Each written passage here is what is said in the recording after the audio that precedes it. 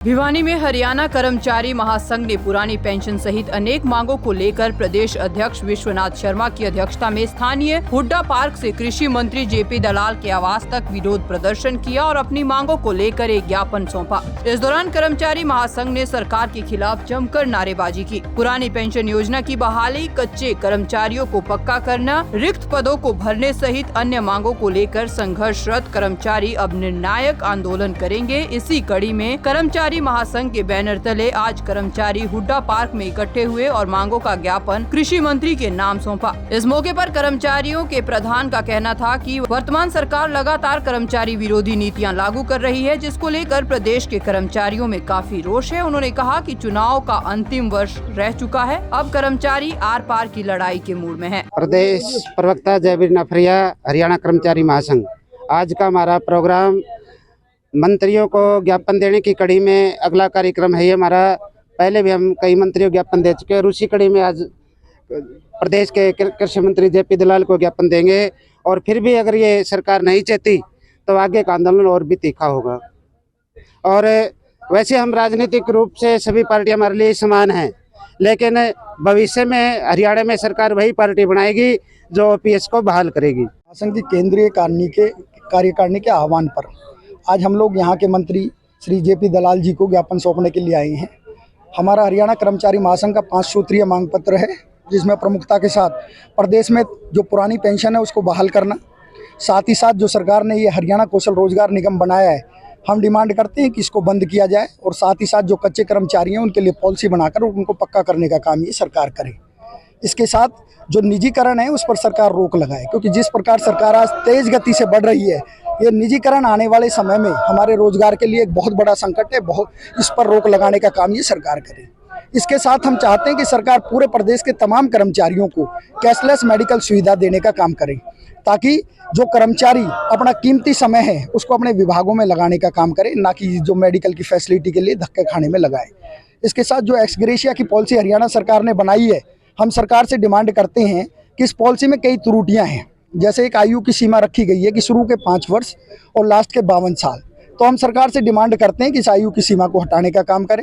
इसके साथ साथ जो शिक्षा की लगाई गई है उसको करें, क्योंकि ये एक अनुकंपा के आधार पर जो नौकरी दी जाती है किसी के परिवार के भरण पोषण के लिए दी जाती है और इससे किसी का परिवार बिखरने से बच जाता है, इसलिए ये पॉलिसी लागू की गई है। तो इसमें जो शर्तों की बड़ी लिस्ट है, हम चाहते हैं कि इसको समाप्त किया जाए। आज प्रदेश में कर्मचारी वर्ग इस सरकार से टकटकी लगाए बैठा हुआ है, लेकिन 9 वर्ष का कार्यकाल बीत जाने के बाद भी आज प्रदेश का तमाम कर्मचारी अपने आप को ठगा हुआ महसूस कर रहा है। कारण क्या है कि सरकार जिन वादों के साथ सत्ता में आई थी, आज उनके विपरीत काम कर रही है।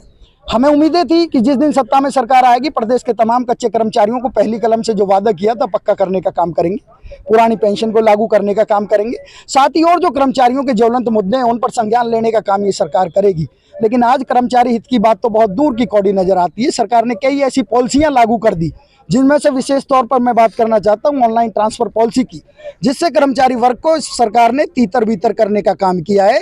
लोगों को उनके घरों से लगभग 200-300 किलोमीटर दूर पहुंचाकर घरों से बेघर करने का काम किया। आज अपने क्षेत्र में बेहतर सुविधाएं दे रहा है, अगर उसका तबादला यहाँ से 300 किलोमीटर दूर कर दिया जाता है तो निश्चित तौर पर उसको तो असुविधा होती है, साथ ही साथ जो हमारी कार्य प्रणाली है उस पर भी कहीं ना कहीं प्रश्न चिन्ह लगता है। हमारी आज डिमांड है, हम ज्ञापन के माध्यम से बताना चाहते हैं कि मंत्री महोदय हमारी इन डिमांडों को प्रदेश के मुख्यमंत्री तक पहुंचाने का काम करें और समय रहते जितने भी जो हमारी लंबित मांगे हैं इन पर काम करने का काम करें, क्योंकि निश्चित तौर पर आने वाला समय संकट का समय बन जाएगा। क्योंकि 1 वर्ष आज चुनाव को रह गया है और चुनाव से पहले अगर सरकार कर्मचारियों की सुध नहीं लेती तो निश्चित तौर पर आर पार की लड़ाई तो कर्मचारी लड़ेगा ही लड़ेगा।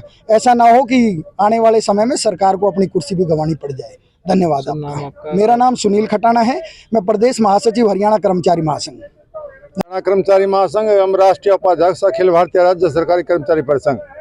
आज हरियाणा के कृषि मंत्री जेपी दलाल जी के आवास का घेराव और उनको ज्ञापन देने का कार्यक्रम है।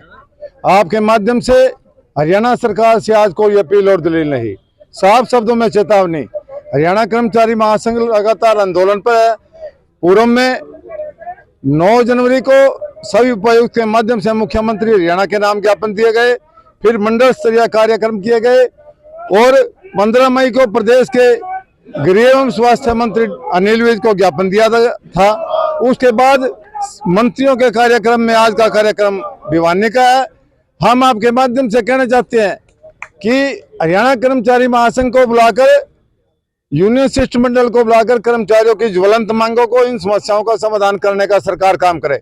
सरकार द्वारा घोषणा पत्र में भी और प्रदेश में जजपा गठबंधन की जो सरकार है, वो मुख्यमंत्री ने भी अपने घोषणा पत्र में ये बात मानी थी कि यदि हमारी सरकार आई तो सभी प्रकार के कच्चे कर्मचारियों को पक्का करने का काम करेंगे, पुरानी पेंशन नीति बहाल करेंगे, A to Z बीमारियों में मेडिकल कैशलेस सुविधा लागू की जाएगी, बिना शर्त किसी भी कच्चे कर्मचारी को श्रम पेंटी जो वर्ग DC रेट के कर्मचारी को पक्का करने का काम करेंगे। लेकिन आज सरकार में यहाँ प्रदेश और देश में एक देश और अलग अलग विधान, दो विधान नहीं, अलग अलग विधान, सांसद विधायक कहीं कहीं पेंशन लेता है, लेकिन कर्मचारी अपनी जवानी का 30-35 साल सरकारी सेवाओं में देने के बावजूद भी पुरानी पेंशन से आज वंचित है। हमारी आने वाले समय में बावल में जो प्रदेश के जन स्वास्थ्य मंत्री हैं डॉक्टर बनवारी लाल, 12 जुलाई को उनके आवास का घेराव होगा। यदि उससे पहले हरियाणा की ये खट्टर की खटारा सरकार अपने कुंभकर्ण नींद नहीं जगी तो आने वाले समय में हरियाणा कर्मचारी महासंघ तीखे आंदोलन करने के लिए मजबूर होगा। यदि प्रदेश में कहीं शांति व्यवस्था भंग होती है तो सारी जिम्मेवारी इस प्रदेश की बीजेपी और गठबंधन सरकार की होगी। आज कोई सरकार आज ये इस मुकालते में ना रहे कि आने वाले समय में कर्मचारी इस बीजेपी जजपा गठबंधन की सरकार को वोट करेगा।